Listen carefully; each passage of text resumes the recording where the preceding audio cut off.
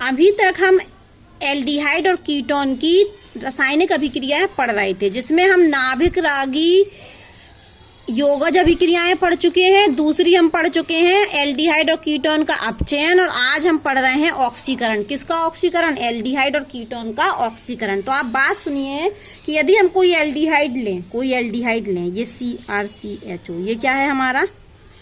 Aldehyde. तो यदि aldehyde का यदि हम ऑक्सीकरण करें तो एल्डिहाइड किस में बदल जाता है? कार्बोक्सिलिक ग्रुप में बदल जाता है, कार्बोक्सिलिक एसिड में बदल जाता है। तो एल्डिहाइड का जब हम ऑक्सीकरण करते हैं तो वो एल्डिहाइड कार्बोक्सिलिक अम्ल में बदल जाता है। यदि हम क्या करें? इसका ऑक्सीकरण, ऑक्सीडेशन करें। क्या करें? ऑक्सीडेशन। ठीक है, तो ऑक्सीडेशन हम किससे कर सकते हैं? प्रबल ऑक्सीकारक जैसे K2Cr2O7, और कौन से माध्यम में लेंगे हम इसको? क्षारीय माध्यम में। और या हम किससे कर दें? KMnO4 से। तो KMnO4 को हम किस में ले सकते हैं? H+ मतलब अम्लीय माध्यम में भी ले सकते हैं, और OH- मतलब क्षारीय माध्यम में भी। तो एल्डिहाइड का ऑक्सीकरण करने पर कार्बोक्सिलिक अम्ल बनते हैं, और ऑक्सीकारक हम प्रबल ऑक्सीकारक की उपस्थिति में एल्डिहाइड कार्बोक्सिलिक अम्ल में बदल जाते हैं। ये कैसे ऑक्सीकारक है? हमारे प्रबल ऑक्सीकारक। ये जो हमारे ऑक्सीकारक हैं ये प्रबल ऑक्सीकारक हैं। तो या एल्डिहाइड प्रबल ऑक्सीकारक की उपस्थिति में तो कार्बोक्सिलिक अम्ल में बदलता ही बदलता है। साथ ही साथ एल्डिहाइड को हम कार्बोक्सिलिक अम्ल में बदल सकते किसके द्वारा? मृदु ऑक्सीकरण के द्वारा भी। मृदु मतलब माइल्ड, मृदु ऑक्सीकरण। बात समझ में आई? एल्डिहाइड का ऑक्सीकरण होता है और एल्डिहाइड कार्बोक्सिलिक अम्ल में परिवर्तित हो जाते हैं।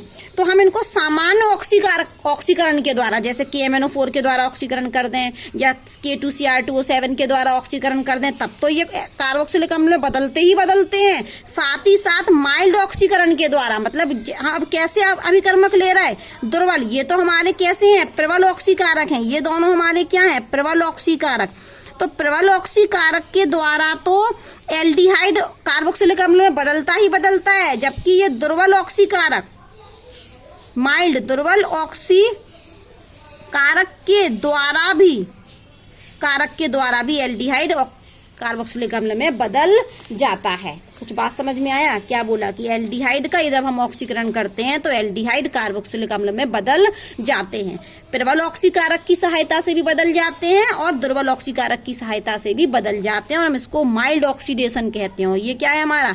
सामान्य ऑक्सीकरण। ये सामान्य ऑक्सीकरण है, जनरली हम इस विधि से करते हैं। तो दुर्बल माइल्ड ऑक्सीकरण के द्वारा भी अब एल्डिहाइड को हम किसमें बदल सकते हैं? कार्बोक्सिलिक अम्ल में बदल सकते हैं। और ये दुर्बल ऑक्सीकारक जो हमारे माइल्ड होते हैं ना, मृदु लिख दें हम इसको, मृदु ऑक्सीकारक। कैसे ऑक्सीकारक? मृदु ऑक्सीकारक। ये मृदु पता कौन कौन से होते हैं? ये होते हैं हमारे टोलेन अभिकर्मक, और दूसरा है हमारा फेलिंग अभिकर्मक। तो हमने आपको पढ़ाया कि एल्डिहाइड का जब हम ऑक्सीकरण करते हैं तो कार्बोक्सिलिक अम्ल बनते हैं। सामान्य ऑक्सीकारक की उपस्थिति में भी बनते हैं, यहाँ तक कि मृदु ऑक्सीकारक की उपस्थिति में भी बनते हैं। और मृदु ऑक्सीकारक कौन कौन होते हैं? टोलेन अभिकर्मक और फेलिन अभिकर्मक। ठीक है, अब ये हम इनको डिटेल में पढ़ाएंगे। लेकिन अब हम पढ़ते हैं कीटोन के बारे में। ये तो एल्डिहाइड था, अब हमने यहाँ पर ले लिया कोई कीटोन। तो यदि हम कीटोन का ऑक्सीकरण करें तो यहाँ पर ऑक्सीकरण कीटोन का नहीं होता, लेकिन विग्रियस कंडीशन में, मतलब बहुत अधिक तापमान पर, सामान्य परिस्थितियों में तो नहीं होता है। कौन सी परिस्थिति में होता है? प्रबल परिस्थिति में। प्रबल परिस्थिति में देखो, सामान्य परिस्थिति में तो नहीं हो रहा है, लेकिन हमने क्या लगा दिया? प्रबल परिस्थिति, मतलब बहुत हाई टेम्परेचर, उच्च ताप पर ये कीटोन किस में बदल जाएगा? कार्बोक्सिलिक एसिड में बदल जाएगा। वापस सुनिए, एल्डिहाइड का ऑक्सीकरण करेंगे तो कार्बोक्सिलिक अम्ल आराम से बनता है, चाहे हम प्रबल ऑक्सीकारक ले लें चाहे मृदु ऑक्सीकारक ले लें, दोनों में ही प्रबल ऑक्सीकारक से भी एल्डिहाइड कार्बोक्सिलिक अम्ल में बदल जाता है और मृदु ऑक्सीकारक के द्वारा भी एल्डिहाइड कार्बोक्सिलिक अम्ल में बदल जाता है। लेकिन जो कीटोन होता है, कीटोन का जब हम ऑक्सीकरण करते हैं तो नहीं होता है, इसका मतलब है क्रॉस कोई अभिक्रिया नहीं होती है।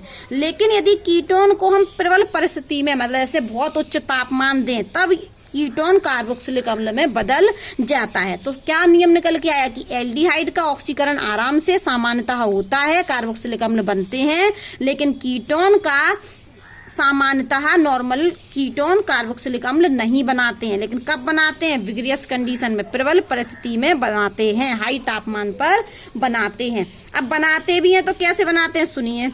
हम यहाँ कोई कीटोन ले लेते हैं, यहाँ कोई क्या ले लेते हैं? कीटोन।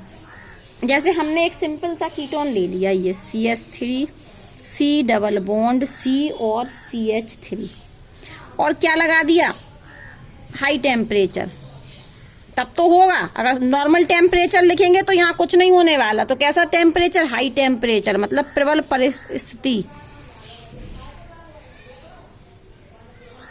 ठीक है, तो क्या होगा? अब यहाँ बात समझिए, हम इस कार्बन को नंबर दे देते हैं। इस कार्बन को क्या दे दें? नंबर। इस कार्बन को नंबर दिया हमने 1, इसको दिया 2, इसको दिया 3। ठीक है, तो कीटोन का सामान्यतः तो ऑक्सीकरण होता नहीं है, लेकिन प्रबल परिस्थिति में ऑक्सीकरण होता है और कार्बोक्सिलिक अम्ल बनता है। तो ये तो हमारा कीटोन है। तो यहाँ कीटोन को हम प्रबल परिस्थिति में ऑक्सीकरण करा रहे हैं, कोई ऑक्सीकारक लेना पड़ेगा, ऑक्सीकरण करा रहे हैं, यहाँ ओ लिखना पड़ेगा, ऑक्सीकरण करा रहे हैं। तो यहाँ पर कार्बोक्सिलिक अम्ल बनेंगे। लेकिन यहाँ दो पॉसिबिलिटी है। दो पॉसिबिलिटी क्या है कि हो सकता है कि ये वाला कार्बन टू कार्बन बंध टूटे, या हो सकता है कि ये वाला कार्बन टू कार्बन बंध टूटे। अब मान लिया हमने कि पहले ये वाला टूट रहा, कौन सा? C1 और C2 के बीच वाला। कौन सा वाला टूट रहा है? C1 और C2 के बीच में वाला। तो क्या बनेगा? देखिए, ये वाला तोड़ा हमने C1 और C2 के बीच में, तो ये वाला ये बदल जाएगा किसमें? कार्बोक्सिलिक में। तो यहाँ से CH3 से क्या मिल जाएगा हमें? HCOOH। और यहाँ पर दो कार्बन है तो यहाँ से मिलेगा हमें CH3COOH। ये कार्बोक्सिलिक अम्ल में बन गया कौन? कीटोन। और कौन सा बंध टूटा? ये वाला। तो ये कौन सा विदलन हुआ? C1 और C2 विदलन, बंध का विदलन। ठीक है, जब C1 और C2 बंध का विदलन हुआ तब तो ये बना। अब हमने कहा दूसरी कंडीशन भी हो सकती है, ब्लैक पेन से बता दे रहा है, हो सकता है कि ये वाला बंध टूट जाए। कौन सा बंध? ये वाला। तब क्या बनेगा? तब सुन लीजिए, तब क्या बनेगा? तब क्या बनेगा हमारा? तब भी यही बनेगा, इसमें सेम है ना, इसमें सेम है। तो हम यहाँ पर क्या करते हैं, इसको ले लेते हैं C2H5।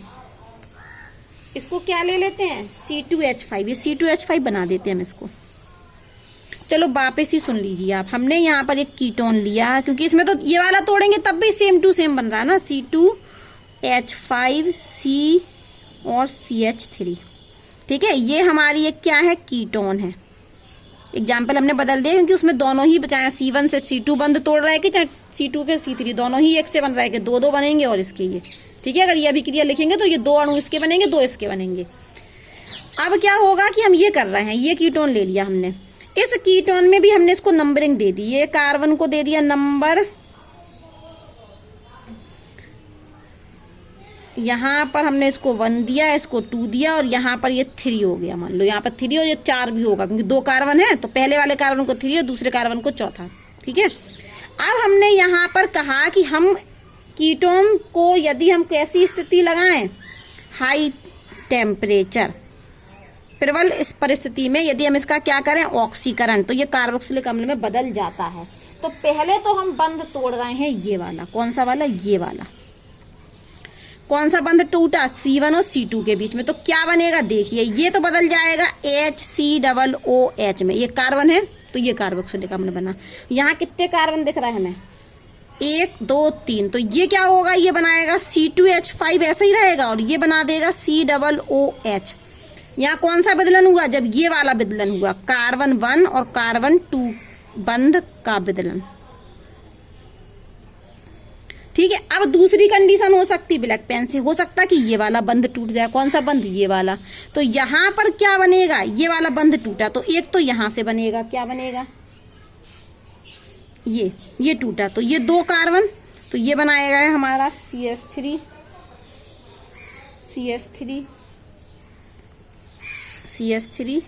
COOH।